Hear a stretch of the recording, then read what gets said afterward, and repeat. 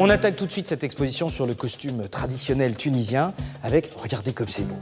Il y a de l'or, il y a de l'argent, et encore, vous n'avez pas vu, c'est à l'intérieur, il y a des petites poches secrètes dans lesquelles on peut encore rajouter de l'argent, de l'or. Plus un collier, 2 colliers, on peut aller jusqu'à 7 colliers.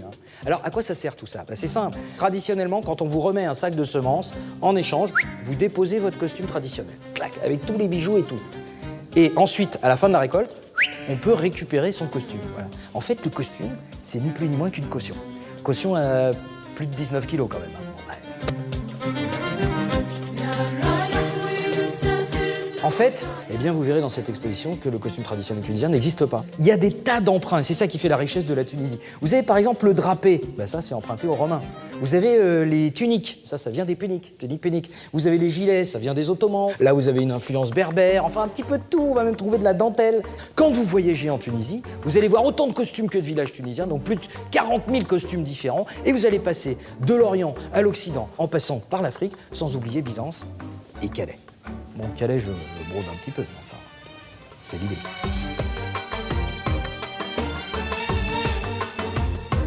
Bon, mais alors, il n'y a que des costumes traditionnels tunisiens? Non, non, non. Il y a aussi un petit peu de rébellion. Ici, nous avons Rime. Alors, qu'est-ce qu'elle a fait? Elle a mis une robe algérienne. Ensuite, elle a un couteau turc. Ensuite, elle fume. Et puis, le voile, il est où, le voile? Le voile, elle marche dessus. Ah! J'en pense quoi? Pas grand-chose. Puis il y en a un gros couteau, donc je ne vais pas chercher les ornements non plus. Je vais y aller parce que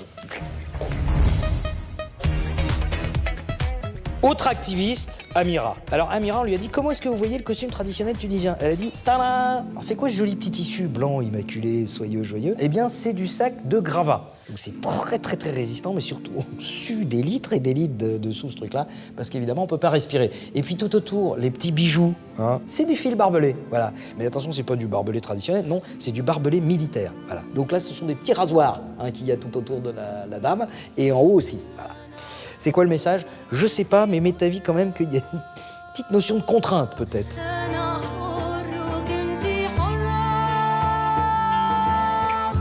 Et pour terminer, le voile noir, la burqa, elle est où? Eh bien, vous n'en trouverez pas. D'abord parce que le voile traditionnel, il est plutôt transparent et blanc. Et ensuite parce que les voiles que la photographe a croisés, ils sont de toutes les couleurs. La seule burqa que vous allez croiser, elle est là. Parce que Diana Louis, la photographe, travaille à l'ancienne.